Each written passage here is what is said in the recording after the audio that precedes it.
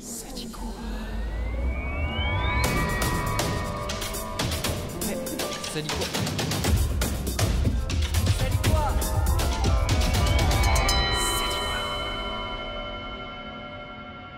Emilien, ça dit quoi? Bah écoute, ça dit que ça me fait super plaisir qu'on puisse échanger autre chose que des commentaires, des likes, parce que je crois qu'on se connaît de par les réseaux sociaux depuis presque 10 ans probablement. Enfin, en tout cas, moi je te suis depuis à peu près 7-8 ans ou 10 ans et on n'a jamais vraiment discuté. C'est exactement à part ça. Une fois rapidement avec Alban à Gold's Gym, je me rappelle, il avait fait une cam, on s'était vu comme ça. Donc du coup, ça me fait plaisir de discuter avec toi et je trouve que ton podcast c'est une bonne initiative, donc voilà. C'est cool. Franchement, c'est exactement pareil. Ça fait, je pense, 10 ans qu'on se follow, comme on dit. Ouais. Et je sais pas si toi tu fonctionnes comme ça, tu vois, mais bon, moi, il y a plein de gens que je follow sur Instagram, tu vois, et toi et d'autres. Mais il y a des gens où tu sens que si on était dans la même ville, on serait connectés, tu vois. On serait potes. Je pense, grave, tu vois. Voilà. Grave. Et en fait, c'est ça, moi, qui m'a... Et j'en ai souvent parlé avec Alban, du coup, que tu as mentionné. Et il m'a dit, mais vraiment, c'est un vrai gars, tu vois, comme on dit en France, tu vois. Ouais. Et effectivement, comme tu l'as dit... Hein? Non, je dis c'est gentil. C'est gentil de sa part. Non, mais vraiment. Et j'ai ce sentiment-là de... Voilà, on fait un live... Mais je sais que je fais un live avec un potentiel bro, tu vois. Ouais, ben, je suis d'accord avec toi. En fait, je pense que de par les posts et les vidéos qu'on peut voir des gens sur les réseaux sociaux, on arrive plus ou moins à cerner la personnalité. Ouais. Et j'ai l'impression qu'on est dans le même délire, que ce soit au niveau entraînement ou dans on est vraiment dans domaines. On est vraiment dans le même délire. Du coup, moi, je vais essayer de te présenter un peu avec le peu d'informations que j'ai, vraiment, tu vois, parce que j'ai fait des recherches, comme avec tous les invités, sur qui est Emilien De Falco, tu vois. Déjà, c'est ton nom de famille qu'on n'a pas mentionné. Ouais. T'es un peu une star sur Instagram, on peut le dire, tu vois, au vu de ton nombre d'abonnés. Non, mais... Ouais, je me considère pas comme une star en tout cas, pour moi, t'es un peu le Frenchie, tu vois, qui vit le fameux American Dream, tu vois. Franchement, hein, je pense qu'on peut le dire, tu vois, avec tout ce que ça représente de la vie en Californie, etc. Et modèle fitness. Donc moi, la manière dont je te décrirais, c'est un Français qui est parti aux États-Unis pour vivre son rêve. Un fan d'arts martiaux, un pratiquant d'arts martiaux, également un amateur de fitness. Donc soit pour les rôles, soit ça c'est toi qui vas nous le détailler, soit parce que t'aimes le training, tu vois, un peu le workout. Et t'es dans le cinéma, du coup, je pense que t'es parti aux États-Unis pour l'industrie du ciné. Et franchement, moi j'ai ce podcast, je le fais comme un viewer, tu vois. C'est-à-dire que j'ai envie de savoir parce que j'ai l'impression que je sais pas grand-chose en fait, tu vois, sur ta carrière. Ouais. Alors après, c'est vrai qu'il y a les faits d'armes que tu vas nous détailler après, Boyka, etc. Tu vois, de la doublure de Jean-Claude Van Damme, enfin des vrais faits d'armes, tu vois. Donc écoute, voilà, je sais que t'es parti il y a 10 ans aux États-Unis, à peu près, peut-être un peu plus. Je suis parti en 2007 aux États-Unis. Je suis parti, j'avais rien fait en France. Moi, j'étais étudiant en langue étrangère appliquée à l'université de Paul Valéry à Montpellier. Je sais pas si ça dit quelque chose. Montpellier, Donc, je suis un mec de province comme toi. Et en fait, j'avais rien fait. Je faisais des démos avec mes potes, etc. Mais j'avais jamais vraiment travaillé dans le cinéma.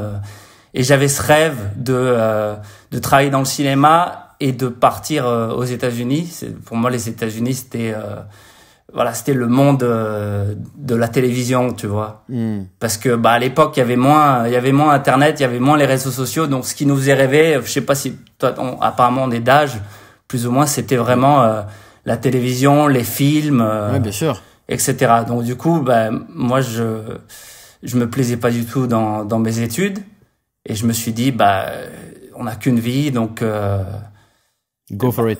Je vais tenter le tout pour le tout et je vais partir aux États-Unis comme ça. j'ai pas vraiment de plan. Je connaissais, j'étais allé là-bas en vacances avec un pote, donc je connaissais 2-3 personnes, mais je connaissais pratiquement personne, et je me suis dit, je vais tenter pour le tout, je vais y aller, quoi. Et du coup, je suis parti en 2007. Je suis parti avec le but, comme tu as dit, de vivre de mes passions. Donc moi, je suis un passionné de ciné, comme tu as dit, d'arts martiaux, d'entraînement. Et pour moi, Los Angeles, c'était vraiment une ville qui représentait un petit peu la fusion de tout ça, quoi. Parce que à Los Angeles, c'est la ville du fitness, avec le Gold's Gym de Venice, Arnold Schwarzenegger, etc. C'est la ville du cinéma avec Hollywood. Et c'est aussi, il y a aussi beaucoup de champions d'arts martiaux, beaucoup de super pratiquants ici. Donc du coup, je me suis dit, allez, je vais là-bas, on va voir ce qui se passe. Donc je suis parti en visa étudiant. C'est quoi, visa étudiant? Dans le but de rester, quoi. Combien de temps c'est un visa étudiant? En fait, moi, j'étais comme je t'ai dit, j'étais en langue étrangère appliquée. Je suis parti en visa étudiant en reprenant à zéro parce que j'ai fait une école d'anglais qui est la façon la plus facile d'obtenir un visa étudiant aux États-Unis, tu vois. Donc c'était un visa de 1 an et pour moi c'était vraiment le tremplin pour rester aux États-Unis. Okay. Et pour possiblement travailler et devenir résident, quoi. C'était vraiment mon but. Donc voilà, je suis parti en 2007. J'ai fait 1 an d'études. Et après, j'ai trouvé un moyen de rester en faisant... on en parlera par la suite, mais en obtenant un visa de travail, quoi. Parce que du coup, tu nous as dit que quand tu étais à Montpellier, tu faisais des démos, peut-être un peu des katas, des shows, je sais pas comment on peut appeler ça. Ouais. Mais c'est quoi ta pratique initiale martiale? Alors, ma pratique initiale martiale, c'est le taekwondo. Ok. Si tu regardes mes vidéos Instagram, les connaisseurs savent que... Ouais. Les coups de pied, c'est des coups de pied taekwondo. Hein. Des coups de pied de taekwondo. Donc, j'ai commencé le taekwondo à 7 ans. Et jusqu'à mes 20 ans. Et je continue maintenant, même si je pratique pas en club. Donc, ça, c'est vraiment ma base. Et après, vu que j'étais fan de cinéma, j'ai incorporé tout ce qui est accro, etc. Et après, j'ai travaillé un peu le kickboxing et les autres arts martiaux, quoi. D'accord. Et c'est quoi qui t'a fait croire en toi, qui t'a fait croire que vas-y, je sais que je peux percer. Tu pensais déjà que t'allais percer ou t'y allais un peu au bluff en te disant peut-être que je reviens dans 2 mois en France Comme je te dis, moi, c'était vraiment un monde qui me faisait rêver, les États-Unis et le monde du cinéma, etc. Et je voulais voir de plus près comment c'était. Et je me suis dit, on va voir, quoi. Si je vais tout faire pour y arriver. Et si j'y arrive pas, au pire, je rentre chez moi, tu vois. Donc je suis parti vraiment dans le but de réussir, mais au début, j'avais pas spécialement confiance en moi. Je me suis dit, voilà, j'ai par rapport à ce que je peux voir, j'ai quand même certaines capacités. Et on va aller là-bas et on va tenter le tout pour le tout. Et au pire, si je me casse la gueule, je rentre en France. Tu risques et rien. Au moins, j'aurai aucun regret. Et je reprendrai une vie, on va dire, plus ou moins dans les codes, une vie normale, quoi. Du coup, tu as dit en 2007, t'es de quelle année, toi? T'as quel âge? Tu nous as pas dit.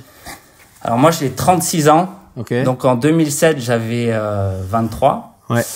Et j'ai jamais fini ma licence en langue étrangère appliquée parce que de toute façon ça m'intéressait pas. C'était vraiment parce que à l'époque j'étais un peu je savais pas trop je voulais vraiment venir aux États-Unis, mais pour moi, si t'entends les gens parler autour de toi à l'époque, en tout cas, ça paraissait vraiment impossible de partir travailler aux États-Unis. Donc du coup, je faisais cette langue étrangère appliquée et t'avais pas d'argent, je crois, quand t'es parti. Enfin, t'avais pas d'argent de côté. C'est ce que j'ai vu dans une interview que j'ai vu sur Internet. Ouais, je suis parti sans plan, sans argent, juste avec ce visa étudiant. Et donc quand je suis arrivé dans on appelle ça une auberge de jeunesse. Ouais. Donc on était 8 par chambre. Okay. Et j'ai vécu un petit peu un mois comme ça. Et après, il fallait que je trouve un moyen de faire de l'argent, un appartement, etc. Et t'as fait comment comment, allez, on va dire, t'es arrivé. À quel moment t'as commencé à te faire connaître ou comment t'as réussi à te faire connaître? Comment les gens, t'as fait des castings, comment t'as fait? Quand je suis arrivé, si tu veux, j'avais pas de papier, donc ça a pris énormément de temps, déjà pour régler ce problème de papier. Donc je suis arrivé avec un visa étudiant, t'as pas vraiment besoin de travailler, tu peux pas vraiment travailler, tu vois. Donc j'ai mis énormément de temps à régler ce problème. Donc j'ai passé pas mal de temps dans les salles d'entraînement à essayer de me faire des contacts professionnels et à essayer de savoir comment je pouvais obtenir un permis de travail. Donc on m'a dit si tu veux obtenir un permis de travail aux États-Unis, il te faut de l'expérience. Okay. Et moi j'avais pas d'expérience, j'avais fait des démos quand j'étais en France à Montpellier, mais j'avais pas d'expérience professionnelle dans le cinéma. Donc pour moi c'était impossible d'avoir un visa de travail. Alors ce que j'ai fait, j'ai envoyé, si tu veux, j'ai édité un reel et j'ai commencé à envoyer mon reel comme ça au coordinateur de cascade. C'est une bande démo pour les gens qui connaissent pas, je pense. C'est ça, hein. C'est tes meilleurs skills en fait. Tes meilleurs skills dans les arts martiaux. Donc j'ai édité une petite bande démo comme ça et je les ai envoyés au coordinateur de cascade en France et aux États-Unis. Et j'ai reçu une réponse en France. Donc j'étais aux États-Unis, j'ai reçu une réponse en France du coordinateur de cascade de banlieue 13 à l'époque. Ok. Donc il a fallu que je retourne en France. Donc j'ai pris un billet d'avion en France pour travailler sur banlieue 13 et je me suis servi C'était David Bell, non? Non, le coordinateur de cascade c'était Cyril Raffaelli. Cyril Raffaelli, ok. Ouais. Et du coup, je me suis servi j'ai dû retourner en France, travailler sur banlieue 13 et je me suis servi de ça plus j'ai aussi envoyé des emails à des magazines pour essayer d'obtenir de la presse, ainsi qu'un résumé pour pouvoir ensuite faire mon visa O1, quoi, mon visa de avoir travail. Un book un peu en fait. Aux États-Unis. Voilà. En fait, il fallait que j'ai de l'expérience. Donc j'étais aux États-Unis sans expérience. Du coup, j'ai contacté la presse en France en disant que j'étais aux États-Unis. Et j'ai contacté aussi des coordinateurs de cascade en France pour essayer de monter un dossier et ensuite obtenir un visa de travail. Donc tout ça, ça m'a pris honnêtement 2 ans. Et c'est à ce moment-là, parce que le magazine pour les Français qui connaissent, il y a le fameux magazine Karaté Bushido. Ouais. Et moi, c'est vrai que j'ai toujours été fan de la presse écrite. J'ai toujours acheté des magazines. Et je me souviens de ta couverture, la première couverture dans Karaté Bushido. Et c'était à cette époque-là, c'était à l'époque de banlieue 13. Je crois que c'est où tu mets un kick, non, vertical, non, sur la plage. Ouais, c'est ça. C'était en 2009. Ouais. Donc à cette époque-là, j'étais déjà aux États-Unis et c'est moi qui ai contacté, si tu veux, Karaté Bushido et d'autres magazines. Et je crois qu'il y avait aussi Muscle and Fitness. Ouais. Pour pouvoir obtenir de la presse qui m'a servi pour avoir le fameux visa de travail aux États-Unis. Donc je me suis servi d'être un Français aux États-Unis pour avoir des articles de presse en France pour pouvoir ensuite faire un visa de travail aux États-Unis. Et tout de suite t'es arrivé, ça a marché aux États-Unis du coup? Tu vois, comme je t'ai dit, ça m'a pris 2 ans pour obtenir ce visa de travail. Et ensuite, j'ai obtenu mon visa de travail en 2010. Et ensuite, après, qu'est-ce que j'ai fait? J'ai commencé à démarcher les coordinateurs de cascade, à essayer de faire des castings. Parce que voilà, les 2 premières années, je pouvais pas. Là, je me suis dit, ok, maintenant j'ai le visa de travail, let's go. Et ça a pas vraiment. Ma carrière est plus ou moins. C'était assez chaotique, mais au bout de 2-3 mois, j'ai réussi à obtenir mes premiers boulots cascade. D'accord. Et ça m'a, voilà, ça. Et là, c'était lancé comme quoi. Ça, quoi. Ok. Donc, et donc là, ça fait, on peut dire, ça fait 10 ans que t'es ok, que tu vis vraiment de ça, quoi. Non, ça a pris. Une fois que j'ai obtenu le visa de travail, ça a dû prendre 2-3 ans encore. D'accord. pour vraiment pouvoir vivre de ça. Donc à côté, je faisais pas mal de coaching, je faisais pas mal de petits boulots. Ok. Et donc après voilà 2-3 ans de casting, etc., j'ai réussi à vivre de ça. Donc c'était principalement des jobs de cascade, quelques jobs d'acting, et voilà quoi. Du coup, c'est cool parce que, enfin, c'est cool. En tout cas, ton histoire, je trouve qu'elle vraiment, elle s'inclut vraiment dans le cadre motivation. Tu sais qu'il y a un peu, je t'ai dit, le leitmotiv du podcast, tu vois. Et du coup, d'entendre, en fait, moi, vraiment, ta phrase là que tu m'as dit là je suis parti sans argent, sans référence, sans plan, sans logement. J'aime trop ça, tu vois, parce que ça symbolise vraiment mais je crois en moi. Allez tous vous faire foutre, tu vois. C'est-à-dire, moi, je sais que je peux y arriver. Peut-être mes parents, ils sont pas d'accord. Ils m'ont dit, mais t'es fou. Mes amis, enfin, tu vois. Et toi, contre vents et marées, comme on dit, tu vois, t'y es allé. T'as porté tes balls.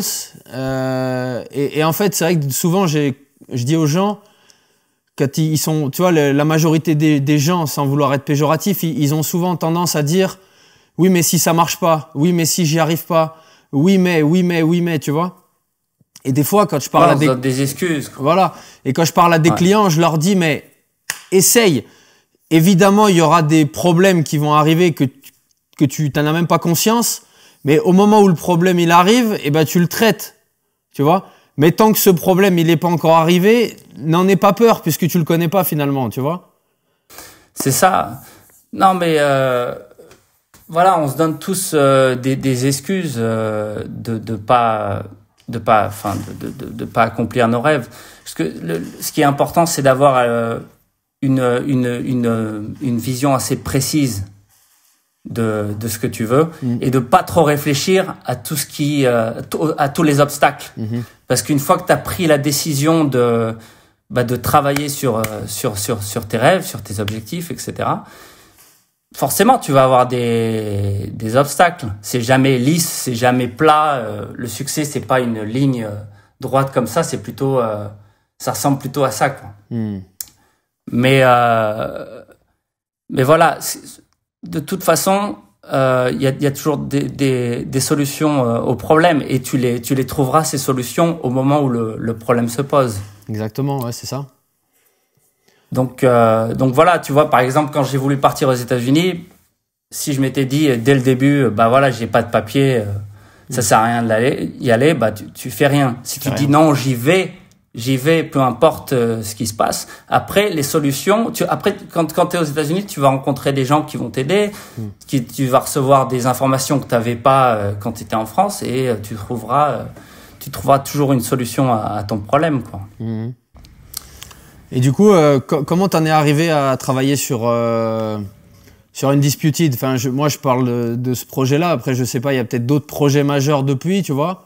Après, on en viendra à tes actus, parce que je sais que t'es égérie pour Venom aussi, actuellement. Enfin, donc, la plus grosse marque de fightwear, peut-être au monde maintenant. Ouais.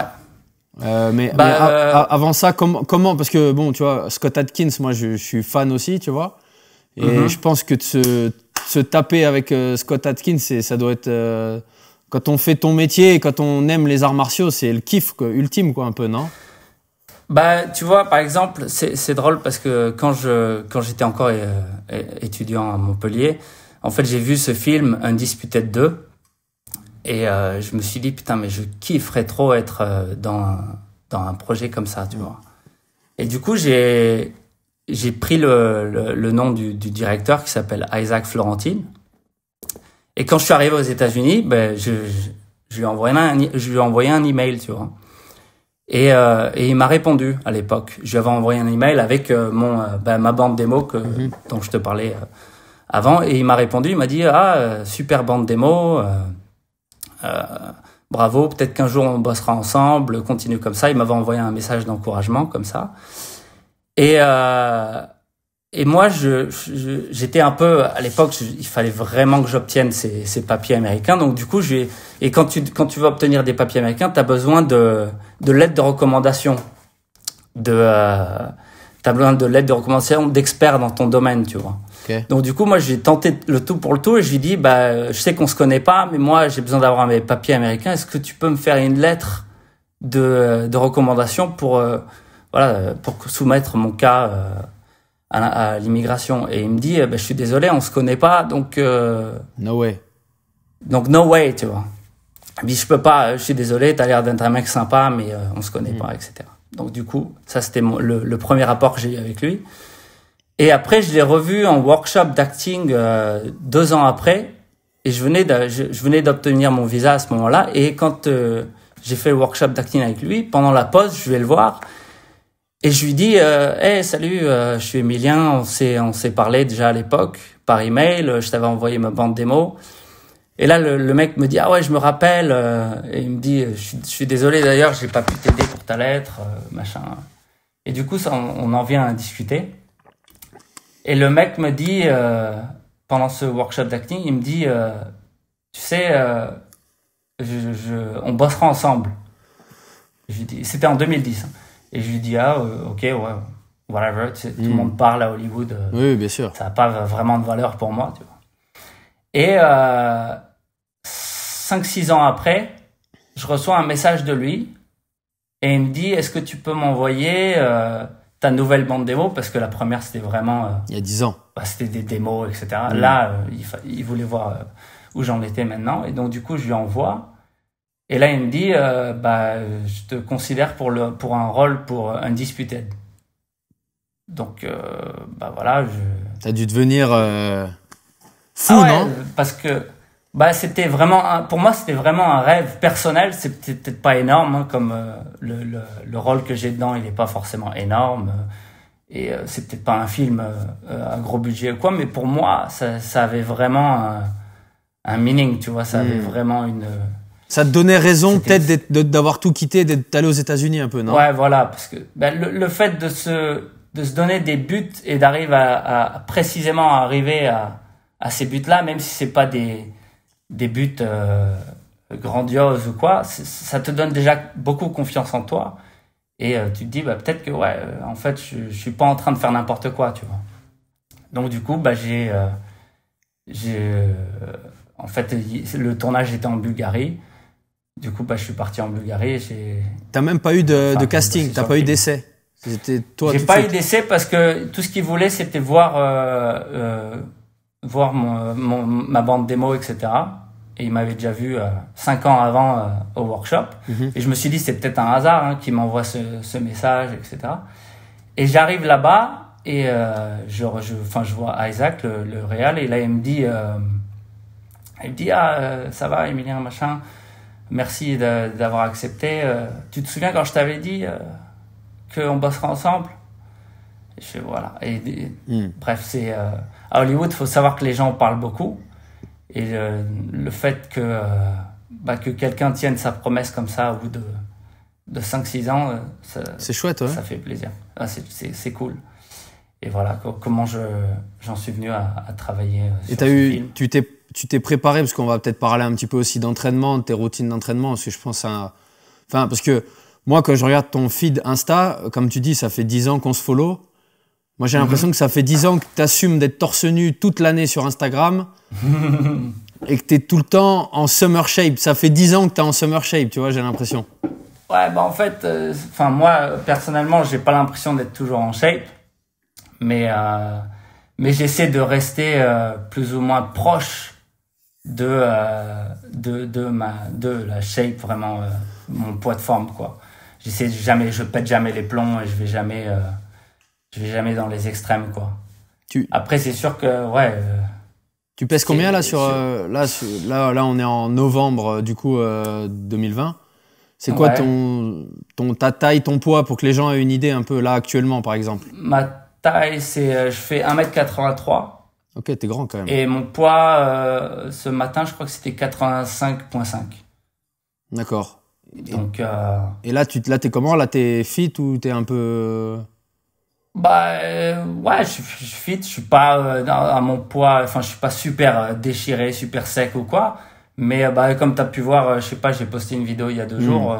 Je suis comme ça, tu vois. Donc, non, t'es clean. Pour moi, t'es. Mais par exemple, pour Undisputed, t'étais pas pareil. T'avais fait un peu différemment. T'avais fait quoi? Bah, pour Undisputed, le problème, c'est que moi, on m'a appelé au dernier moment. C'est-à-dire que, tu vois, Scott Atkins, lui, on lui a donné 2-3 mois ou peut-être 6 mois à se préparer parce que, bah, voilà, c'est le lead et il savait qu'il y avait cette échéance-là et il a eu 6 mois pour se préparer, j'imagine. Moi, on m'a donné 1 semaine. Donc, en gros, parce que, voilà, tous les rôles un petit peu secondaires comme ça, ils sont décidés au dernier moment. Ouais. C'est-à-dire que ils étaient déjà tous en Bulgarie, il y avait déjà tout était déjà prévu et voilà, c'est là qu'ils commencent à voir qui ils vont mettre en rôle secondaire. Donc du coup, on me l'a dit 1 semaine avant. J'ai eu 1 semaine à me préparer. Je crois que vu que j'avais pas beaucoup de temps pour me préparer, en fait, je crois que je suis passé de 88,5 kg, c'était mon poids au moment où j'ai reçu le coup de téléphone. T'étais bif alors, non, un peu? Ouais, j'étais bif, mais j'étais pas super sec. C'était pas vraiment une période. Là, je suis en meilleure forme maintenant que ce que j'étais au moment où j'ai reçu le call, tu vois. Okay. Où j'ai reçu le coup de téléphone. Et du coup, je me suis dit, bah voilà, là, si je veux être bien à l'écran, vu que j'ai pas beaucoup de temps, je vais juste essayer de perdre un maximum de body fat, de body fat en 4-5 jours, quoi. Du coup, j'ai coupé les glucides. Ouais, j'ai fait un intermittent fasting, tu sais, le jeûne intermittent. Donc je jeûnais de 9h du soir ou 8h du soir jusqu'à 2h de l'après-midi. Et de 2h à 6-7h, en fait, je mangeais que des protéines, quoi. Et en 4-5 jours, j'ai réussi à perdre, à sécher. C'est pas forcément la chose à faire, hein. En plus, toi, t'es entraîneur, tu sais que c'est oui, pas bien sûr. Après, quand c'est pour un rôle, voilà, toi, t'es pas une personne lambda, tu vois, tu le fais pour un rôle, il y a de l'argent à la clé. Pour un rôle. Il y a la fame, il y a potentiellement d'autres opportunités derrière, donc c'est normal de se massacrer un petit coup. Enfin, c'est pas, voilà. C'est pas comme quelqu'un normal, on va dire. Ouais, non, c'est clair. Puis, voilà, moi, il fallait à tout prix que je sois en shape pour ce truc-là. Le problème quand tu fais ça, c'est que la semaine d'après, tous tes kilos, tu les as repris, en fait. Tu vois, c'est vraiment pour une échéance, quoi. Mais voilà. Et c'était bien. Du coup, le fight et tout, c'était des bonnes vibes, le combat, la scène et tout. Ouais, nickel. Bah, voilà, moi, Scott Atkins, c'était un de mes idoles à l'époque. Donc, du coup, j'étais un petit peu intimidé de faire le fight avec lui. Mais en fait, c'est un mec super cool, qui se prend pas du tout la tête. On s'est plutôt pas mal entendu sur le tournage et il y avait une bonne alchimie pendant le fight. Après, moi, je suis un perfectionniste. Il y a des quand je revois le fight, il y a plein de mouvements que je fais où je suis pas ultra satisfait, mais sinon, dans l'ensemble, c'était une super expérience, quoi. Tu penses que les taekwondoïstes, c'est les meilleurs parce qu'il y a...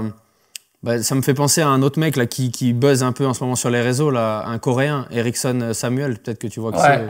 Si, je connais, on se parle des fois. Et du coup, je pensais quand je préparais ton interview, je pensais à lui. J'ai l'impression que si on veut devenir martial artiste un peu dans l'industrie du cinéma, je pense que, en tout cas, si tu avais un conseil à donner, peut-être ça serait à quelqu'un qui fait du taekwondo, parce que c'est là où tu as le plus de virtuosité, de mouvements aériens, je sais pas, un peu. Bah, le taekwondo, ça donne une... Enfin, c'est vraiment le meilleur art martial pour tout ce qui est dextérité des jambes. Donc c'est pas l'art martial le plus efficace. Si ton but c'est de faire du MMA ou quoi, c'est bien, mais c'est pas forcément la priorité. Par contre, c'est sûr que si tu veux avoir des techniques de jambes impressionnantes, que ce soit pour le cinéma ou comme Eric Samuel pour les réseaux sociaux, c'est sûr que c'est probablement le meilleur art martial pour obtenir cette dextérité. Et je vois d'ailleurs sur Insta, tu mets énormément de kicks, tu mets des spinning kicks, des je sais pas quoi kicks. Des 900, etc. Ouais. Bah parce que pour moi, c'est vraiment une passion. J'adore Ouais. j'adore kicker, quoi. J'ai commencé à 7 ans et je me suis jamais arrêté. Et ça fait partie de moi, quoi. Et quand tu vas dans des voilà. quand tu vas dans des global gym, les gens ils sont choqués un peu de te voir balancer des coups de pied comme ça de malade mental ou Ouais, ça attire plus ou moins. C'est sûr que ça attire plus ou moins l'attention. Après, voilà, faut savoir que quand je donne des coups de pied comme ça, parce que souvent, bah, tu regardes dans les commentaires, t'as des mecs qui disent ouais, mais ça marche pas dans la rue ou ça marche pas en UFC. Et voilà, bon, moi je fais pas ça pour essayer de prouver à qui que ce soit que ça marche en UFC ou dans la rue. Ça marche pas du tout. Si tu te bats dans la rue en UFC, et que ton premier réflexe c'est de faire un 900, bah, tu te fais slammer. Non, je peux rien faire pour toi, quoi. Bah ouais, tu te fais slammer. Mais moi, c'est une passion, c'est une façon de s'exprimer aussi, tu vois. Ouais. Donc je fais ça parce que je me sens bien quand je le fais, parce que c'est un super exercice aussi pour rester en forme. Et voilà, quoi. Et du coup derrière une Disputed, moi Ouais. j'ai vu que t'avais doublé Jean-Claude Van Damme aussi. Ouais. Ça c'est pareil, je pense que toi sachant que c'était peut-être ton héros ever. Ouais, Et, bah, grave, j'ai vu une photo, vous êtes tous les deux ouais. Ça s'est fait comment la connexion? Bah, écoute, c'est pareil, tu vois, Van Damme, voilà, c'était mon héros quand j'étais gamin. Bah, je pense que plus que Atkins, largement. Bien sûr, parce que Atkins, moi, j'ai connu Atkins à travers Undisputed 2. Je crois que c'était 2 ans avant de partir aux États-Unis, parce que j'avais kiffé le film. Mais voilà, Van Damme, c'est toute mon enfance, en fait. Je fais partie d'une génération qui a grandi avec les films de Jean-Claude Van Damme, donc il y a vraiment tout un mythe derrière lui. Je sais pas, je pense que tu fais partie de cette génération ouais, aussi. moi je suis fan aussi d'arts martiaux, évidemment, de Van Damme. Et voilà, moi j'admirais tellement son parcours. Le mec était parti de Belgique aux États-Unis, et moi, si je suis parti aux États-Unis, c'était aussi par rapport à Van Damme, parce que je me suis dit, bah, si lui il l'a fait, peut-être que moi je peux faire quelque chose là-bas. Sûr, hein. Donc il a ouvert un petit peu cette porte et il a montré que même si tu es européen, bah, tu peux quand même réussir aux États-Unis. Bah, Arnold aussi, hein. Oui, Arnold aussi, quoi. Mais la différence avec Van Damme, c'était qu'il était francophone et que c'était vraiment un mec du karaté, enfin des arts martiaux. Donc du coup, moi, c'était vraiment mon idole numéro 1, tu vois. Donc comment ça s'est fait Alors Van Damme, je crois que j'ai bossé avec un pote à lui sur justement un film de Steven Seagal. Ok. Encore une légende. Encore une légende, même si je t'avoue que j'ai jamais été un grand fan de Steven Seagal. C'était quand même fun d'être sur un film, avec lui, même si j'ai pas été sur le set avec lui. C'était quand même fun. Et bref, le coordinateur de ce film-là, c'était aussi un ami de Jean-Claude Van Damme. Et quand Jean-Claude Van Damme a été pris pour faire, quand Jean-Claude Van Damme a fait le projet Amazon Jean-Claude Van Johnson, je sais pas si tu as entendu parler. Non, j'ai pas vu ça. J'ai vu. C'est une série okay. JCVJ, ça s'appelle. En fait, il cherchait un nouveau double. Parce que Van Damme était plus du tout aux États-Unis pendant des années, et il est revenu aux États-Unis autour de 2016 et pour faire ce projet. Du coup, il cherchait un nouveau double sur place. Et le mec avec qui j'ai bossé a donné mon nom à Jean-Claude et a dit, bah tiens, regarde ce mec, je pense que ça pourrait être un bon double pour toi. Et du coup, Jean-Claude a vu mes vidéos, pareil, et a dit, bah ouais, j'aimerais le rencontrer, quoi. Du coup, on m'a appelé l'assistante de Jean-Claude m'a appelé pour le rencontrer. C'est énorme. Et ouais, c'était énorme parce que je suis allé chez lui. Ah ouais. Ouais. Je suis allé chez lui pour le rencontrer. Il était super sympa avec moi et on a discuté pendant 2-3 heures au bord de sa piscine. Et alors il est Il est crazy comme tout le Non. monde dit ou... Bah, le truc, c'est que c'est quelqu'un de... C'est un original. Quoi. Après, quand t'as un parcours comme il a eu, voilà, je pense que tu penses pas de la même façon que les autres. Après, voilà, il a eu ses problèmes. C'est pas un secret. Il a eu des problèmes avec la drogue. Il a eu plein de problèmes.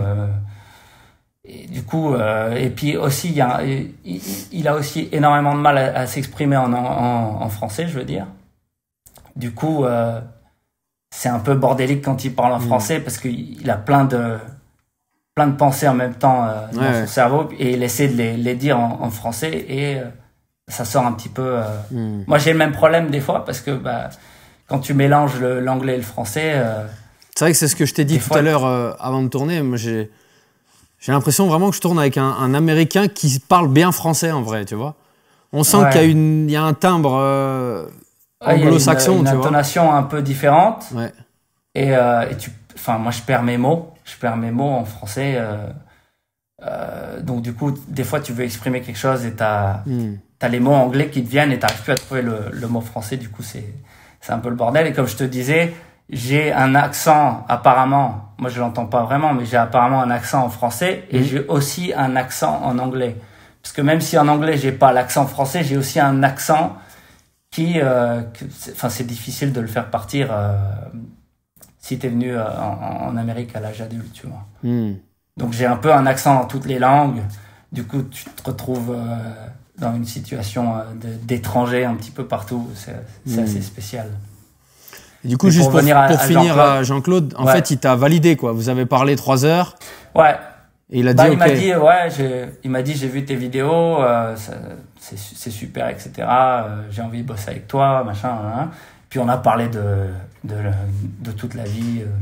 Il m'a parlé de sa vie, il m'a parlé de sa famille, il m'a parlé du boulot, du projet, et il m'a validé comme ça. Et voilà. Et après, il m'a dit, écoute, c'est toi, t'es moi. Tu deviens moi. Ouais, c'est ça. Tu vas être mon body double. Il voulait même parce qu'il trouvait que j'étais plus balèze que lui, donc il a dit je vais reprendre un peu de muscle pour matcher. Je fais normalement c'est l'inverse. Ouais. C'est une belle humilité, ça, non, quand même. Ouais, non, mais c'est quelqu'un de très humble aussi, quoi. Ouais. Je pense que c'est un incompris. C'est quelqu'un de spécial, etc. Mais c'est un incompris. Mais je pense pas du tout qu'il soit idiot, ni fou, ni idiot. Je pense que c'est quelqu'un qui est très sensible et très intelligent. J'ai revu récemment un interview qu'il a fait avec Ardisson en 2001, où il parle du streaming. Littéralement, il parle de Netflix. Et va le revoir. Ouais, j'irai voir, ouais. Et il parle de ça, et t'as Ardisson et tous les mecs sur le plateau, ils le prennent pour un imbécile. De quoi il parle, lui. Et en fait, le mec parlait déjà il avait anticipé. De Netflix. Donc c'est quelqu'un qui est très cultivé, qui s'intéresse à beaucoup de choses et qui a beaucoup d'idées en même temps. Du coup,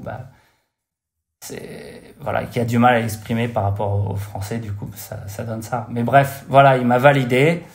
On a bossé sur ce projet et on a bossé sur un autre film. Et après, je crois qu'il a arrêté de bosser aux États-Unis pendant un petit moment. Et après, moi, ça m'intéressait plus non plus. Je voulais pas être la doublure de Van Damme pendant des années. C'était vraiment, c'était un but personnel de travailler avec Jean-Claude Van Damme. C'était un honneur aussi. Mais je voulais pas que ça me définisse sur le long terme, tu vois. Mais du coup, encore une fois, peut-être c'est la deuxième, peut-être c'est pas la deuxième, mais deuxième chose qui t'a donné encore une fois raison d'avoir cru en toi, quoi, tu vois, c'est le mec que tu avais peut-être en poster au-dessus de ton lit, c'est lui qui t'a regardé dans les yeux chez lui et qui t'a dit, Emilien, c'est toi, quoi, tu vois, enfin... Ouais, non, c'est grave classe, enfin, c'est classe, c'est... Encore une fois, c'est plein d'espoir comme message de dire vas-y, on y croit et je vais y arriver. Grâce au travail, quoi. C'est ça, hein? C'est ça, c'est-à-dire que, encore une fois, il faut avoir une vision, je pense, une vision précise de ses buts. Il faut se donner tous les moyens et après, voilà, il y a des choses comme ça qui arrivent et c'est pas un hasard. Je pense pas que ce soit un hasard. Jamais, absolument quand pas. tu envoies des énergies comme ça dans l'univers ou à ton inconscient, ou peu importe, à un moment donné, tu auras un retour. Et ça s'en est la preuve. Comme on dit, quand on triche pas, qu'on est passionné. Voilà, c'est ça. Et qu'on est 7-7, 365, ça marche, quoi. Et je pense que c'est ça. Et encore une fois, la chose pour laquelle je t'ai invité aussi sur le podcast, c'est parce que moi, j'aime bien parler de discipline. Tu vois, vraiment, au-delà de motivation, c'est vraiment la discipline. Ça veut dire même, j'ai pas envie aujourd'hui, shut the fuck up et vas-y, tu vois. Et à mon avis, tu as un peu le même état d'esprit. Et du coup, ça m'amène un peu à l'autre question que je me pose en vrai. C'est quoi ta vie? C'est quoi ton quotidien? C'est quoi le quotidien d'Emilien entre le ratio training, casting? Comment tu fais en fait depuis Vandame? Qu'est-ce qui se passe dans ton actu en fait un peu comment tu fais, tu vois? Après Vandame, en fait, j'ai voulu un peu... j'ai voulu un peu changer. Je voulais plus être un stunt double. Je voulais plus être une doublure cascade.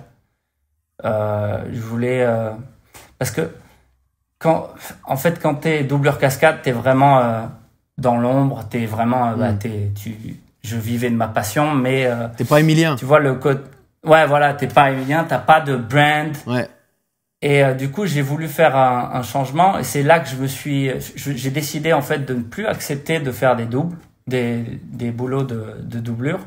Et c'est là que je me suis vraiment lancé dans tout ce qui est réseaux sociaux et que j'ai commencé à poster vachement plus parce qu'avant 2016, moi, j'étais pas spécialement actif sur les réseaux sociaux, tu vois. Peut-être que je postais un truc ici et là, mais j'étais pas vraiment consistant. Et c'est là que je me suis dit, écoute, voilà, j'ai accompli quelques-uns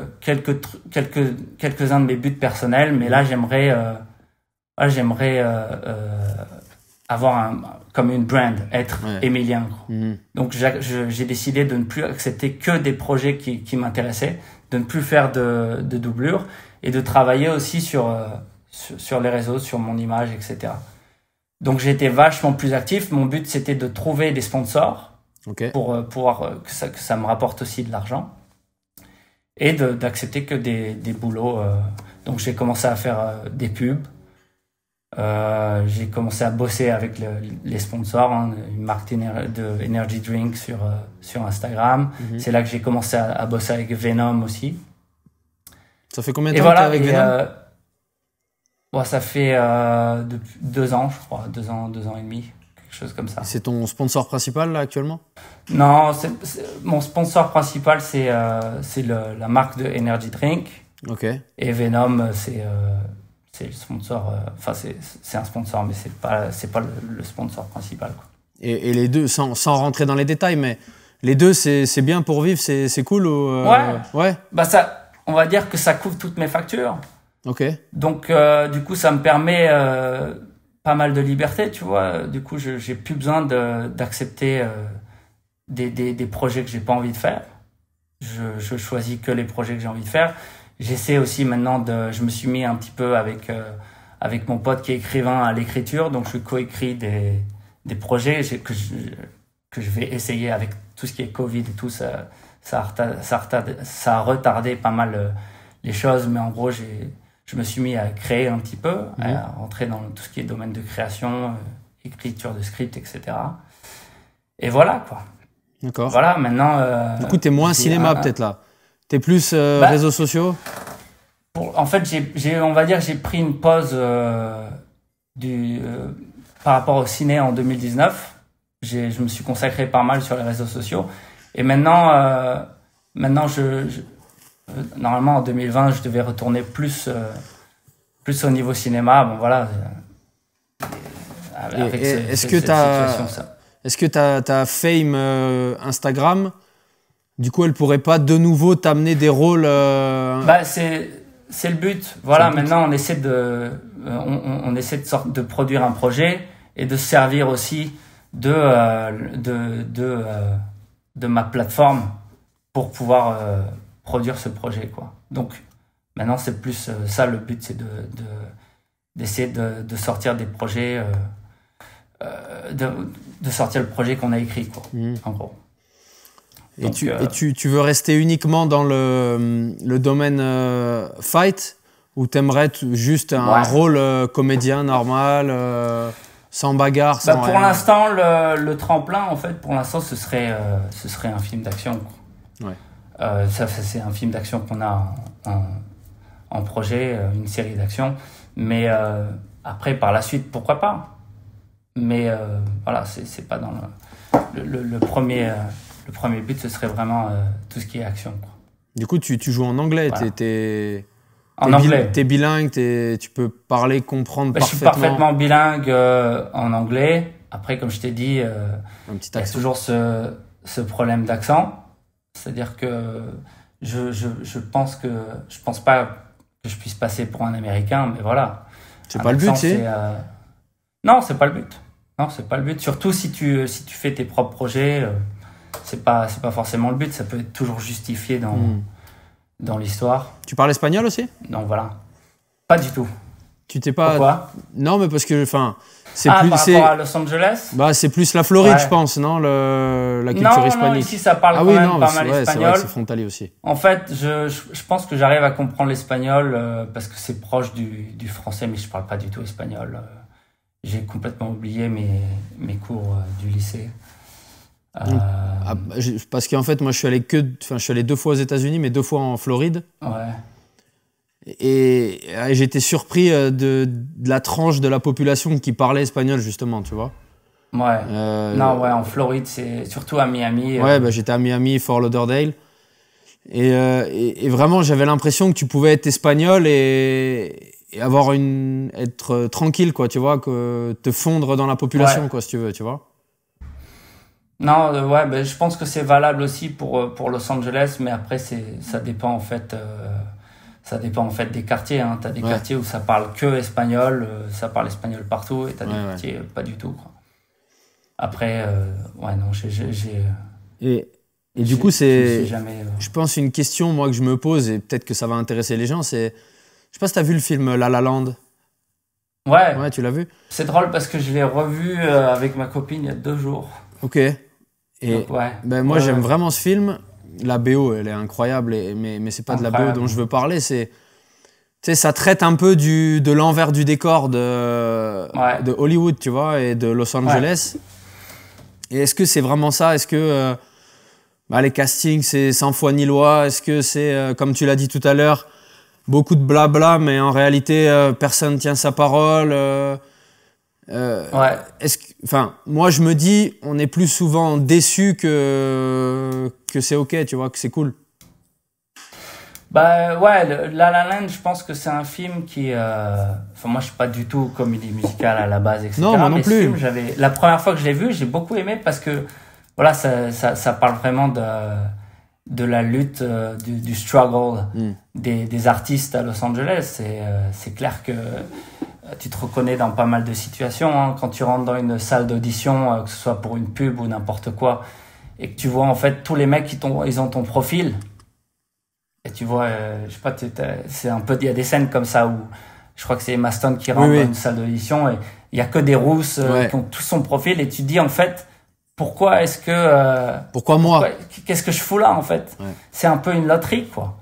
Et du coup, ouais, ça parle pas mal de ça, ou quand tu passes une audition et que le casting directeur, il en a rien à cirer, il a du mépris pour toi. T'as déjà vécu, toi, ça? Ouais, bien sûr. Ouais. Ah, ouais, il y a pas mal de... Bien sûr que j'ai déjà vécu ça, quoi. C'est horrible, non? Non, je pense que... c'est affreux, ouais. Mais après, au bout d'un moment, je pense que la première fois que tu vis ça, ça te touche. Mais au bout d'un moment, tu te forges une espèce de... Tu te forges une carapace, hein, par rapport à tout ça. Ça te passe outre, tu fais ton truc et tu te casses. Mais c'est sûr que c'est une ville qui est difficile, hein. C'est pas que du glamour. Il y a beaucoup de, comme j'ai dit la dernière fois, il y a beaucoup de fausses promesses, etc. Donc c'est pour ça que quand quelqu'un tient sa promesse, tu fais waouh. C'est beau, ouais. ça existe encore. Il y a encore des gens qui ont de l'intégrité, quoi, ou qui, parce que bah voilà, ça parle beaucoup. Moi, tu vois, c'est un peu pour ça que je m'étais éloigné en 2019 du milieu du ciné, c'est que voilà, j'avais bossé, je crois, pendant 1 an sur un projet pareil où j'avais coécrit le script. C'était un projet en accord entre l'Indonésie et un producteur d'ici.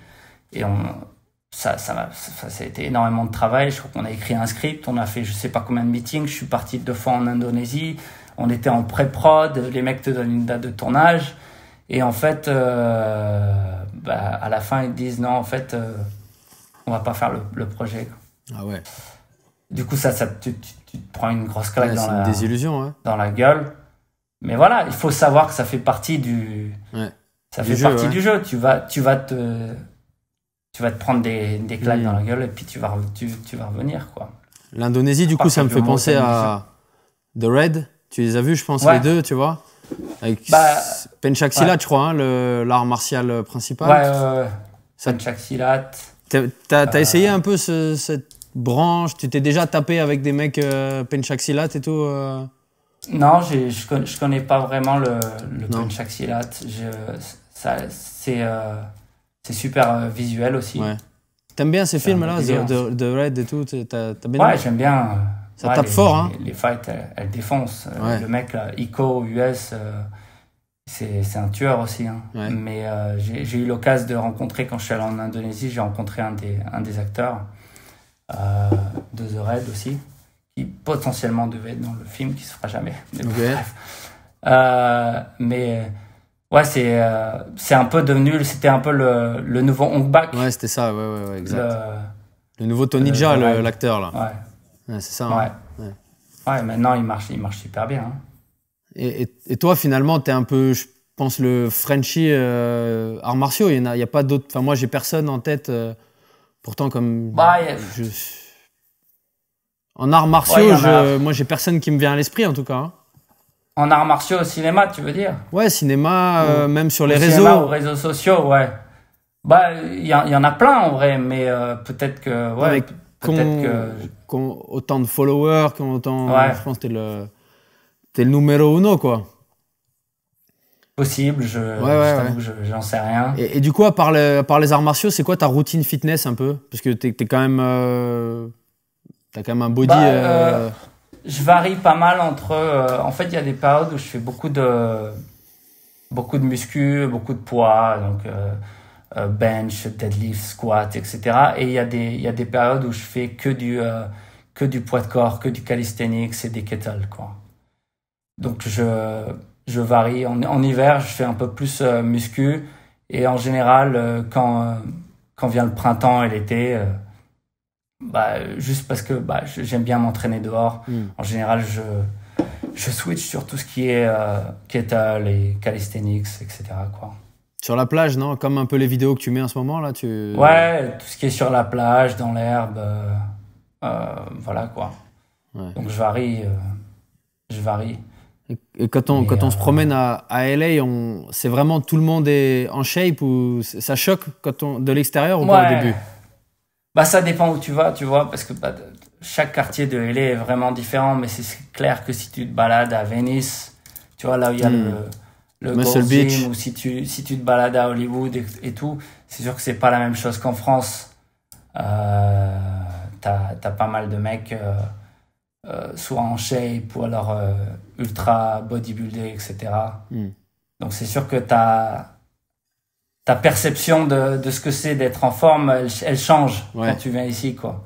Ouais. Parce que quand tu viens d'une petite ville, tu fais un peu de muscu, t'as l'impression, tu te dis, ouais. Je suis au top. Et puis là, t'arrives là et tu te dis, ouais, non, en fait. Il y en a 10 comme moi, 15, 20, 30. Ouais, c'est ça. Il y a du monde, quoi. Après, ici, il y a beaucoup de.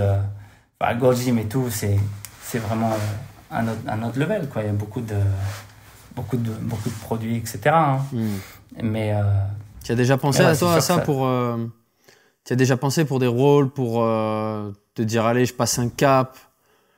Non, j'ai jamais pensé. Après, je sais pas de quoi l'avenir sera fait, mais je t'avoue que ça m'est jamais venu à l'esprit de prendre des stéroïdes pour un rôle. Et j'ai jamais eu de rôle où j'avais vraiment besoin de prendre des stéroïdes. Après, bah voilà, à Hollywood, c'est pas, enfin, c'est très tabou tout ça, mais on sait très bien qu'il y a plein d'acteurs qui prennent des stéroïdes, donc voilà. Tout le monde est on juice. Bah, il suffit de regarder un peu les physiques, la transformation physique de certains pour se dire que ouais, je pense que c'est évident, quoi. Ouais, c'est démocratisé. Et c'est sûr qu'après, eux, ils en parlent pas spécialement par rapport à leur image. Mais bon, maintenant, avec YouTube, je pense qu'on est assez informé pour savoir. Il y a assez de gens qui balancent là-dessus. Ouais. Et toi, c'est quoi ta routine? C'est quoi une journée type? L'heure à laquelle tu te lèves? Combien d'entraînements par jour? Comment tu... Une journée type, bah, moi, je me lève super tôt. Enfin, super tôt. Je me lève à 5h, 4h30, 5h. C'est super en général. Ouais, c'est super tôt.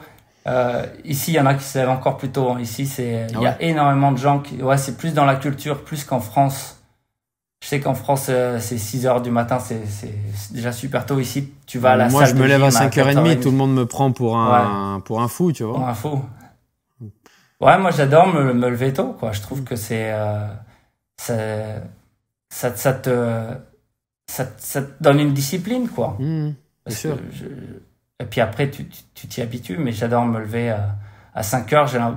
Quand tu te lèves à 5h, t'as l'impression de prendre de l'avance sur la journée, quoi, je trouve. Et donc, du coup, j'adore me lever tôt. Et j'adore aller m'entraîner. La première chose, je prends un café. En général, je fais un jeûne intermittent sans vraiment le vouloir, mais c'est juste que je mange pas... Enfin, je suis pas un mec qui mange le matin, donc du coup... C'est pas pour rester affûté spécialement, non? En même temps, si. Tu vois, mais c'est devenu presque naturel pour moi. Le matin, j'ai pas spécialement faim. Je suis plein d'énergie le matin. Il suffit je prends un café, je vais à la gym et je commence à avoir faim peut-être vers midi, tu vois. Ok. Donc en général, voilà. La première chose, le matin, je prends un café, je vais m'entraîner. Et après m'entraîner, je rentre, je mange, je bosse un peu soit sur des projets créatifs, soit des emails, des auditions, tout ça. Et en général, je fais un deuxième entraînement un peu plus tard dans la journée. Et ça, probablement 6 jours sur 7, des fois 7 jours sur 7. 2 entraînements par jour, 7 jours sur 7 donc. Quasiment. Ouais, au moins un entraînement par jour, 7 jours sur 7. Franchement, je sais que c'est pas conseillé, qu'il faut... Non, encore une fois, t'es un athlète, oui, mais... Tu vois, j'aime pas les généralités, moi. Et plus je vieillis, moins j'ai envie d'en donner parce que ça dépend, tu vois. C'est comme on disait, t'as dû faire un gros cut pour une Undisputed. Ouais. C'est hardcore, mais quand t'as 25 ans de background entraînement... C'est ok, tu vois, c'est pas un problème. Et je pense que voilà, donc oui, tu allais me dire, c'est pas bien de s'entraîner tous les jours. Toi, tu en as besoin. T'as peut-être pas un travail physique aussi, comme certains, enfin, tu vois. Non, voilà. C'est ça. C'est que si t'as un boulot physique, que tu rentres, t'es crevé et déjà tu vas t'entraîner, non, tu peux pas. T'as besoin de tes jours de repos et tout. Mais voilà, moi, j'ai pas.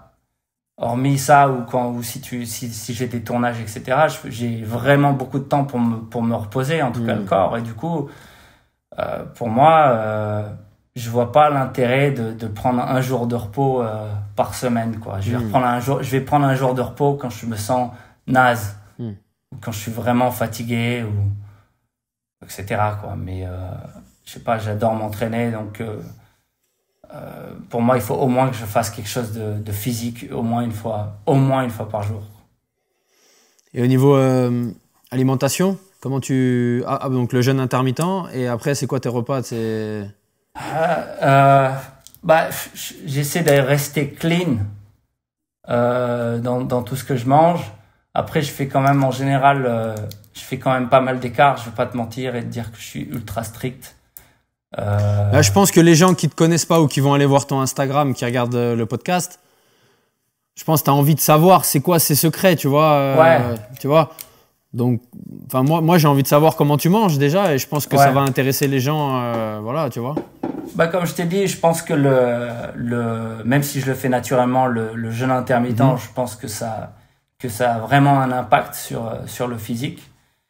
Et donc, du coup, bah, je fais ça. Et après, en général, c'est source de protéines et source de carbs clean, tu vois, comme du brown rice ou white rice. Et voilà, après, nuts, tu vois, j'aime le peanut butter et les fruits. Et puis, on va dire, franchement, quand je prépare rien ou ma routine, je pense que 2 ou 3 fois par semaine, je vais manger des trucs genre sushi ou burger ou glace. Je suis pas ultra strict là-dessus, quoi.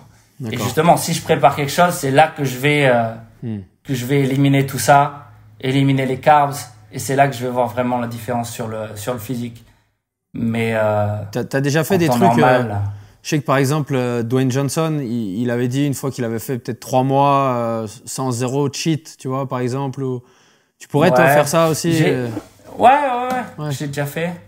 Je crois que j'ai déjà fait ça, c'était au tout début que je faisais de la muscu et que j'ai qu'on m'a un peu initié sur tout ce qui est régime, bodybuilder et tout, ou fitness. Et à l'époque, je crois que j'avais fait 2 mois sans vraiment. On m'avait donné un plan alimentaire. Et je l'ai respecté pendant 2 mois sans faire un seul repas cheat. Et c'était dur. Et c'est vrai que ça. Ouais, c'était dur. C'était dur. Moi, j'en rêvais. Je rêvais de bouffe, de bouffe, j'ai rêvé de sucreries la nuit, quoi. Ça me réveillait tellement je trouvais ça dur, quoi. Mais c'était ta meilleure shape ever ou... Non, pas forcément en fait. Pas forcément, tu vois, c'est pour ça que je pense que c'est très personnel, hein, tout ce qui est nutrition. Je pense que tu peux pas prendre le plan alimentaire de un tel et se dire que ça va marcher pour toi. Comme on voit dans Muscle et Fitness, Jay Cutler, plan alimentaire, Dwayne Johnson, c'est des conneries, ça. Ouais, mais c'est comme tout, c'est peut-être bien pour t'inspirer, en fait, de voir ce que quelqu'un d'autre fait. Mais après, toi, tu peux pas forcément l'adapter pour toi et te dire que ça va marcher. Oui, parce que comme tu l'as dit, ça dépend du nombre d'heures de repos que tu as dans tes journées, de ton travail, du nombre d'heures que tu dors la nuit, etc. Ouais, c'est ça.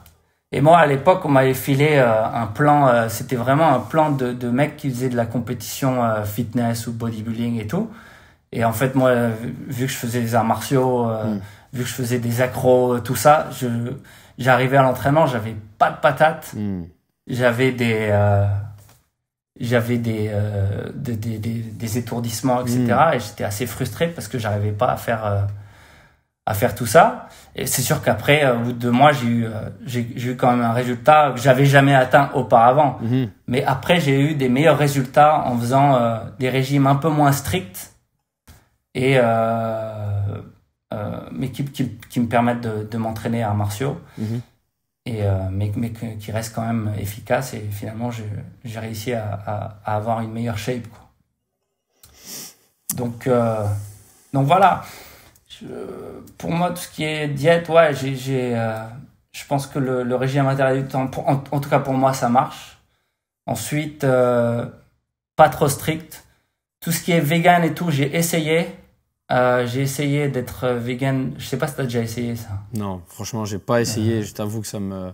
Alors, j'ai essayé pendant 6 mois. Ah, quand même. C'était... Ouais, quand même. Parce que je voulais... Tu vois, il y avait pas mal de com là-dessus à un moment donné. Et je voulais... Pour moi, il fallait que j'essaye pour voir... Pour avoir un avis là-dessus. Au niveau énergie, il n'y avait pas de problème.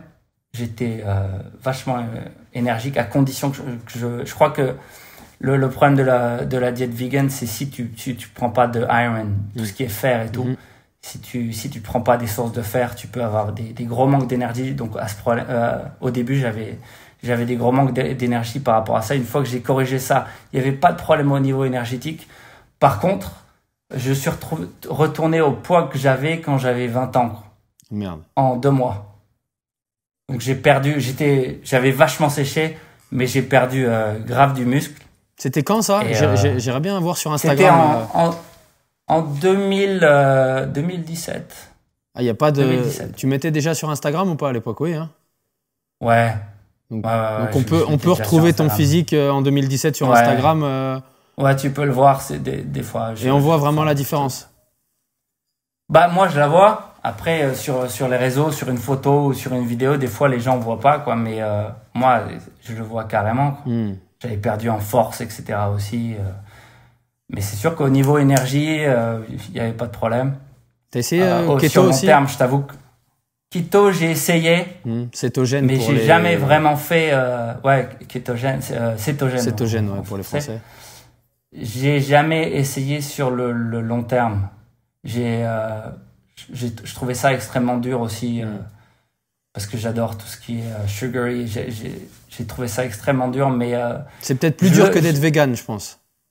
c'est carrément plus dur. Ouais, c'est beaucoup plus dur. Hein. Pour moi, en tout cas. Ça dépend des gens. C'est carrément plus dur. Mais je pense que c'est possible que tu aies des bons résultats avec ça. Mais Encore une t'as fois, c'est déjà un truc essayé, extrême. Et je pense qu'on est du même avis. c'est extrême. Quand tu es dans la mesure et que 85% du temps, tu es clean, tu peux être cheat 15%, 10%, je pense. Tu C'est vois. ça. À partir du moment où tu prépares rien, tu peux cheat 15% et Après, être peut-être, sérieux. je sais pas si tu es d'accord avec moi, mais peut-être s'il y a des plus jeunes que nous qui nous regardent, nous, on peut aussi avoir ce raisonnement-là, peut-être parce qu'on a déjà construit un physique. Tu vois? Et toi, d'après ce que tu me dis, et moi, ça me rappelle quand j'avais 20 ans, j'étais beaucoup plus extrême, tu vois, dans ma diète, pareil, 2 mois sans cheater et tout. Et je pense qu'il faut au début passer par des trucs un peu hardcore, que ce soit pour perdre du poids ou pour prendre de la viande, tu vois. Et moi, je le vois souvent, par exemple, avec des clients qui me disent ça fait une semaine qu'on a commencé, ils veulent perdre 20 kilos. Et au bout d'une semaine, ils me disent ça y est, je peux avoir un cheat meal, tu vois. Et non, tu peux pas au bout d'une semaine parce que ton métabolisme, il a encore rien enclenché et tu vas juste avancer d'une case et reculer de 2 cases, quoi, presque, tu vois. Ce qui, du coup, quand tu as de l'expérience comme toi ou comme moi, c'est moins vrai et on peut se permettre un peu plus de relâchement parce qu'on se connaît, tu vois. Je sais pas si tu es d'accord avec ça. Non, je suis totalement d'accord avec ça. C'est clair qu'au début, surtout quand tu as beaucoup à perdre ou beaucoup à prendre et tout, tu as intérêt à être super sérieux. Et après, quand tu maintiens et que tu connais ton corps, etc., tu peux te permettre, parce que tu sais ce que ça va te faire, quoi. Tu sais comment tu réagis au cheat meal et tout. Mais c'est clair qu'au début, faut être super sérieux, quoi. Mais moi, comme toi aussi, quand j'ai commencé, j'étais hyper hardcore au niveau diète. Mais je pense que c'est vraiment la mesure qui fait la différence. Et tous les régimes extrêmes, au final, sur le long terme, je sais pas si c'est ça te fait, si tu peux le faire, en fait. Ça te fait vriller et après ça crée des vrilles. comportements antagonistes extrêmes, quoi, c'est sûr. Hein. Ouais, c'est vrai ça. Hein. Je sais que si t'es keto, je sais pas si les gens au bout d'un moment qui font ça depuis longtemps, est-ce qu'au bout d'un moment ils ont plus de cravings, d'envie de sucrer ou pas? Il paraît que oui. Je sais pas. Tu vois. Il paraît que oui. Hein. Parce que t'as plus la sécrétion hormonale liée au sucre, quoi, tu vois. Mais je sais pas. En tout cas, moi, ça me fait pas du tout envie, tu vois. Non, ça me fait pas du tout envie. Et je me dis, est-ce que les athlètes de haut niveau qui sont au JO, etc. Est-ce qu'il y a beaucoup d'athlètes de haut niveau qui font ce régime keto, quoi? Non, je pense pas. J'ai pas l'impression. Franchement, je pense pas du tout. J'ai pas l'impression. J'ai l'impression que pour le sport de haut niveau, j'ai l'impression que tu as quand même besoin de carbohydrates, quoi, quand même. Tu as besoin de carbohydrates et tu as besoin sur les moments où mentalement tu as un crash ou quand ça va pas, tu vois, voilà, on est tous pareils, il y a des moments de se réfugier un peu derrière un bon burger, un bon, tu vois, qui va relancer un peu le mood positif et qui va te redonner, tu vas te dire, ok, j'ai ça, j'attends jusqu'au step d'après parce que je me suis fait du bien et que ça va mieux, quoi. De toute façon, ça relance le métabolisme, ça relance ton mental. Même aussi. Un mec comme toi, je pense, qui est très, très discipliné. Je pense que de temps en temps, tu as besoin d'avoir un peu les échappatoires. Bah grave. Tu bois de l'alcool ? Non, ça, j'ai bu de l'alcool à l'époque, mais c'est quelque chose à que j'ai Montpellier en totalement soirée. proscrit. Voilà, tu sais, en soirée étudiante, etc. Mais je t'avoue que j'ai proscrit ça enfin, c'est un truc que je touche plus. Ouais. Je pense que enfin, il y a rien de mal à boire à partir du moment où t'es pas violent, où tu vas pas dans les extrêmes. Tu bois pas du French Mais, wine, c'est non. pas la classe à Los Angeles. Ouais, c'est sans doute la classe, etc. Mais ouais, non, je t'avoue, moi, Toi, tu bois de l'alcool? Un petit peu? En fait, pareil, quand j'étais étudiant, c'était démesuré, tu vois, c'était vraiment idiot. Et depuis, j'ai plus de plaisir, tu vois, c'est-à-dire que je vais faire un repas de famille. Par exemple, mon père, il va sortir une bonne bouteille, mais j'arrive jamais à finir mes verres, tu vois, j'ai plus de plaisir, tu vois, c'est plus festif, je trinque, ok, mais non, je bois pas. Par contre, non, faut que ça te fasse, ouais. Je peux pas te dire, Vas-y, non, vas-y. je bois pas d'alcool du tout, tu vois. Ouais. Non, à l'inverse de toi, je pense, voilà. Mais en tout cas, je peux m'en passer.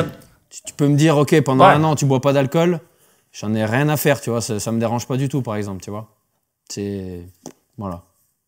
Non, mais comme je dis, mais de boire de l'alcool comme ça socialement, oui, parce que ça te fait plaisir. Moi, ça me fait aucun mal parce que c'est tellement minime, tu vois. Ouais. Mais c'est sûr que enfin, moi, je sais que quand j'étais étudiant et tout, et que je buvais de l'alcool le lendemain, tu te réveilles et à l'entraînement, en fait, ça marchait pas pareil. J'avais pas les mêmes perfs et du coup, c'est au final après. La réactivité, les réflexes, tout, c'est pas pareil du tout. Ouais.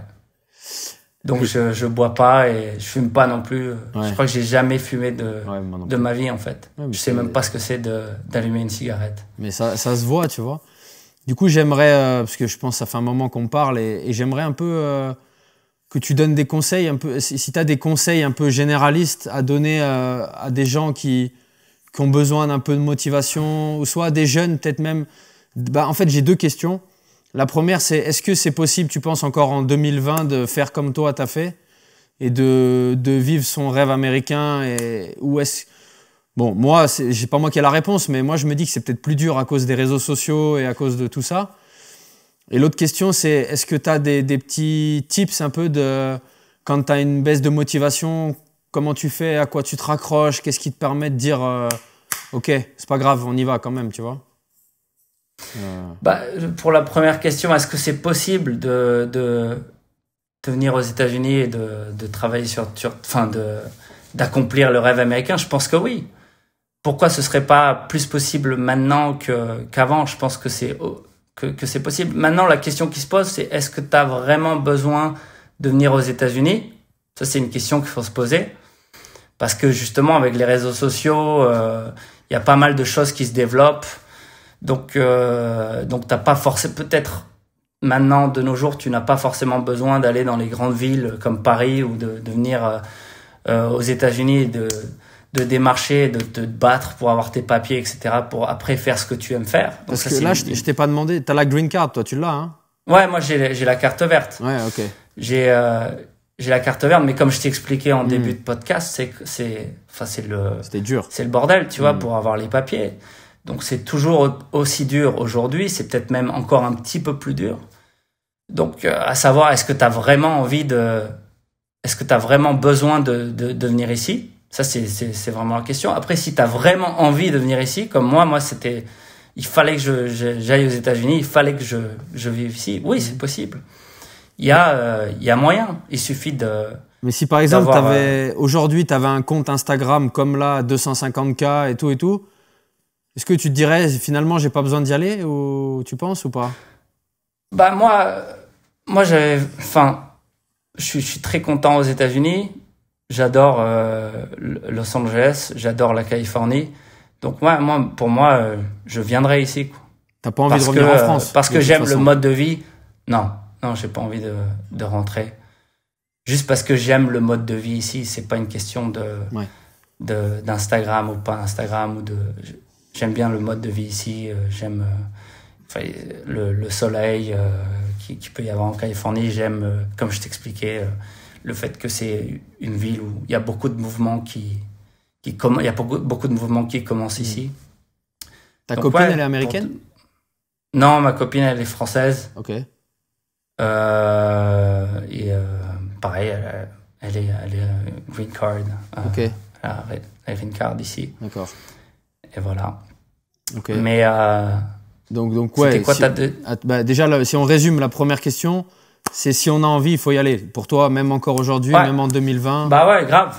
Ouais. Si t'as envie, de bouger aux États-Unis ou que tu penses que pour t'accomplir, il faut que tu ailles là-bas, je vois pas pourquoi tu tentes l'histoire, quoi. Tu serais prêt, toi, si quelqu'un te contactait sur les réseaux et te disait, voilà, je fais ça.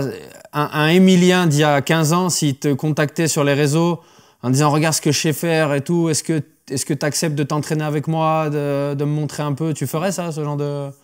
Ouais, je rencontre des gens. Si quelqu'un est hyper passionné et m'envoie un message sur Instagram et me dit qu'il va venir à Los Angeles et tout et qu'il veut s'entraîner avec moi, il n'y a pas de problème, quoi. Bon, bah, les gars, vous savez ce qu'il vous reste à faire, hein. Vous écrivez bien. Et s'il me demande des conseils aussi sur les papiers ou sur comment faire, etc., quelles sont les options, il n'y a pas de problème. Je réponds. Après, je réponds pas à tous mes messages privés parce que c'est vrai qu'il y en a quand même pas mal. Mais quand j'envoie un et je me dis ah bah tiens, il n'y a pas de problème, je réponds. Et du coup, pour ces gens, voilà, qui ont envie de rester motivés, la deuxième question c'était est-ce que tu as un tips motivation dans tes journées? Est-ce qu'il y a un rituel, un truc que tu t'imposes pour rester au top tout le temps? Ouais, je pense qu'il faut garder ton rêve tout le temps près de toi et essayer garder ta vision vraiment claire et te le rappeler tous les jours. Pourquoi tu es là, pourquoi tu es venu, pourquoi tu fais ce que tu fais. Je pense que l'entraînement et la discipline, si tu te réveilles à 5h du mat et que tu vas t'entraîner, c'est un peu un rituel, ça, en soi. Qui permet de rester motivé et de pas perdre ton objectif, quoi. Donc je pense se mettre des rituels, alors, peut-être. Se mettre des rituels, se donner des challenges tous les jours et se tenir à le faire vraiment tous les jours. Je pense que c'est ça, quoi. Je pense que c'est déjà un bon départ, quoi. Je suis 100% d'accord. Voilà, ouais, tu te réveilles tôt, la première chose que tu fais le matin, c'est de travailler sur ta passion, sur ton objectif. Je crois que c'est la meilleure chose que tu peux faire, à mon avis. Voilà. Je t'ai pas demandé avant, est-ce qu'il y a un objet à côté de toi, là, où du coup tu enlèves ton casque, tu vas le chercher, tu pourrais nous présenter un truc qui t'est cher? Parce que si tu étais venu faire le podcast dans la salle, je t'aurais demandé d'emmener un objet. Ouais.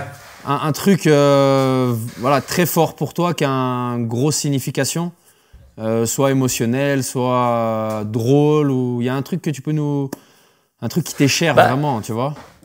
Je sais pas si j'ai... En fait, tu m'avais déjà posé la question de ramener un objet. Et c'est vrai que j'avais complètement zappé, parce que tu m'en as parlé, je crois, il y a un mois. Ouais, et je m'en suis rappelé 5 minutes avant qu'on fasse ça. Ah, bien. Donc du coup, en fait, j'ai pensé à ce bouquin. C'est totalement dans la motivation et tout. Et c'est un bouquin qui... C'est Tim Ferriss, non? Non, c'est pas Tim Ferriss. Ok. C'est un bouquin qui a inspiré un petit peu tous les Tony Robbins ou tous les Tim Ferriss et tout, je pense. Et c'est peut-être que tu le connais, c'est le bouquin de Napoleon Hill. Think and Grow Rich. Je sais pas si tu connais ce bouquin. Think and Grow Rich. Ok, tu peux approcher un peu de la caméra pour que les gens y voient... Non, tu connais pas? Non, je connais pas. Tu vois, il y a quelques années, il y a un documentaire qui est sorti sur Netflix ou je sais plus quelle plateforme. C'était le documentaire The Secret, Le Secret. Ok. Non, j'ai pas vu. T'as déjà entendu parler de ce truc-là? En gros, c'est sur tout ce qu'ils appellent la loi de l'attraction, etc. D'accord. T'as déjà entendu parler de ça, sûr. j'imagine. Ouais, bien sûr. Parce que c'est hyper populaire et tout ça. Mais bon, la loi de l'attraction, on te fait croire que c'est quelque chose de magique. Et moi, personnellement, je pense pas que ce soit quelque chose de magique. Je pense que ce documentaire, Le Secret, ça présentait la chose comme quelque chose de magique et comme quoi si tu visualises quelque chose et que tu le mets sur un board et que tu le regardes, tout va se réaliser. Je pense que c'est complètement faux. Mais je crois qu'il y a une part de vérité là-dedans, c'est-à-dire que pour réaliser quelque chose, il faut avant tout le visualiser, quoi. D'avoir une vision précise de ce que tu veux dans la vie. Et ce bouquin, c'est vraiment ce bouquin qui si tu veux, est souvent la base de ce documentaire et de tous les motivational speakers que tu peux voir. Développement personnel, tout ça. Ouais, voilà, tout ce qui est développement personnel et tout. C'est un bouquin qui a été écrit en 1937 et qui parle de ça, de la visualisation et tout, mais d'une façon totalement démystifiée. Okay. C'est-à-dire, il n'y a pas de côté mystique ou magique ou etc. C'est plutôt basé sur la force mentale et sur la répétition, l'autosuggestion, etc. Et c'est un bouquin que j'ai acheté il y a peut-être 8 ans et que je relis assez souvent au cours des années pour me rappeler justement que ça permet de faire un rappel à chaque fois que c'est vraiment vraiment important de visualiser, de pas perdre de vue ses objectifs, de comprendre un peu le pouvoir de l'inconscient aussi.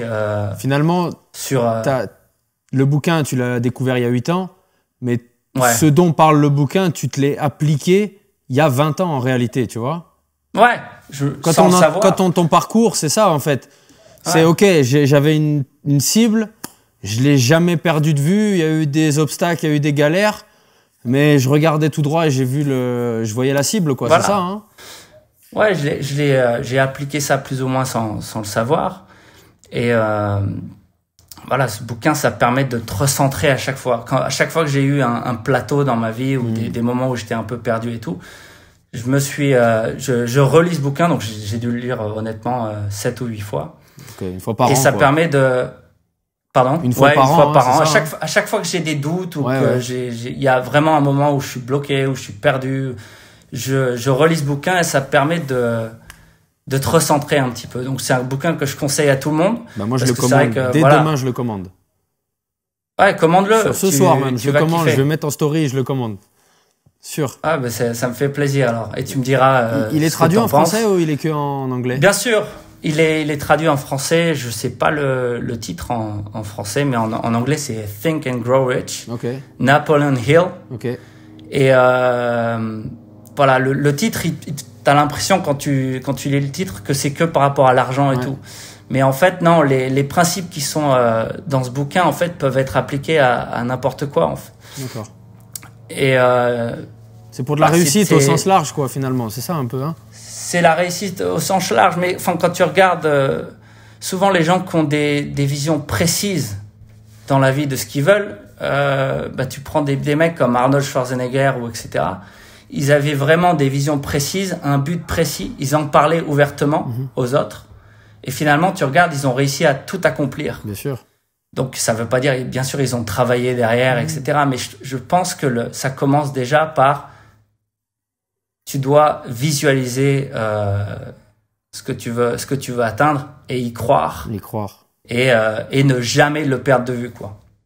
Et souvent dans la vie, ça paraît simple comme ça, mais en fait, souvent dans la vie, on est distrait ou par tout ce qui peut se passer dans la vie. Aussi, parfois, on est atteint par, comme maintenant, une situation comme le Covid, le confinement, etc. Des fois, c'est une période hyper anxiogène, donc on va commencer à regarder les infos toute la journée, on va essayer de se renseigner sur ce qui se passe et tout, et on va perdre totalement, même si on a toujours l'objectif là, en fait, on va plus être concentré dessus.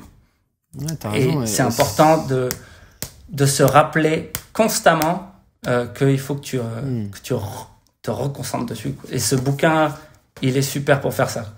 Bah moi, j'avoue que ça, je le vis un peu en ce moment. Enfin, Et donc professionnellement dans mon job, voilà, je suis établi, ça marche bien, tu vois. Mais le nouveau projet là, le podcast, c'est un peu un nouveau challenge pour moi, tu vois, de vouloir. Ouais. Ça fait longtemps que j'avais cette idée-là et j'en parlais à des amis, à des proches et j'avais pas encore trop en tête la formule. Mais je savais que je voulais faire ça, tu vois. Et c'est à ça que ça me fait penser. Ça fait longtemps que j'ai ça en tête et j'ai toujours eu ça. Il y a des moments où pas que je l'avais mis de côté, mais je me dis bon, on verra plus tard, tu vois. Et voilà, je sais que j'avais vraiment cet objectif et j'ai envie d'y arriver, tu vois. Donc voilà, je sais que pour que ça devienne une grosse chaîne et que ça prenne de l'ampleur, bah ça va prendre du temps. Mais c'est à ça que ça me fait penser, quoi. C'est que quoi qu'il arrive, je vais m'accrocher et voilà. Et peut-être pour finir, parce que après je pense qu'on va se rapprocher de la fin, mais moi en tout cas, c'est ça que j'ai envie de donner comme message aux gens à travers notre vidéo et les autres vidéos, c'est croyez-y, quoi. Et un objectif, comme c'est mentionné dans ce livre, comme ton parcours à toi, finalement, tu vois, c'est crois en toi, tout simplement, quoi. Hein. C'est crois en toi et vas-y, mon gars, quoi. Ouais. Hein, je pense que Non, c'est exactement ça. Et je pense que le fait de faire un podcast comme ça et d'essayer de parler de motivation aux autres, en même temps, ça te motive toi Bien aussi sûr. et ça te rappelle aussi les principes de base, quoi. Ouais, donc c'est clair, il faut, à partir du moment où tu es passionné et que tu as un truc qui te tient vraiment à cœur, je pense que c'est la seule chose qui compte, quoi. Si aujourd'hui si quelqu'un aujourd'hui n'est pas motivé, il faut vraiment la chose la plus dure, c'est vraiment de trouver ce qui te motive, ce qui te tient à cœur, ce qui te motive. Il faut que ça devienne presque une obsession. Ouais, c'est vrai. Une fois que c'est devenu presque une obsession, après t'as juste à appliquer ces principes de continuer à tous les jours, tu vas bosser un petit peu sur ton objectif, en sachant déjà dès le départ que tu vas te prendre des coups dans la gueule, que tu vas avoir que tu vas te péter la gueule, que tu vas avoir des setbacks, etc. Mais que c'est temporaire et que au final, à un moment donné, en fait, il va y avoir un retour, quoi. Il va y avoir un retour. Ouais, et que ça va payer. Ouais, et que ça paiera. Écoute, en tout cas, tu vois, c'est la première fois qu'on se parle vraiment.